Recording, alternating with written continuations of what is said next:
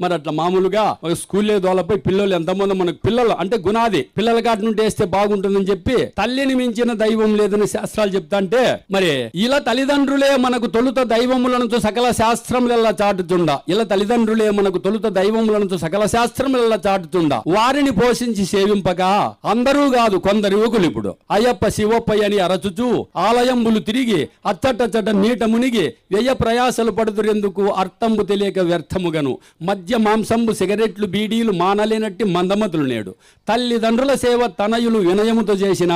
అత్తమామల సేవ సూక్ష్మ బుద్ధి కలిగి సుధతులు చేసిన అయ్యప్ప ఆశీర్వదించును ఈశ్వరుండు ఒప్పును ముగ్గురు అమ్మలు ముగ్గురు మూర్తులు ముచ్చటపడుదురు ఇలా సజ్జనుండగు సకల శుభములు సత్కీర్తి బడయగలడు వడపోసు జనుండు వసుదయందు మతిమంతులైనట్టి యువతి యువకులారా మరువబోకుడిట్టి మంచి మాటలను సత్యసాయి వంటి సద్గురువులెందరో చాటి చెప్పిరి కదా మనకు నిత్య సత్యములను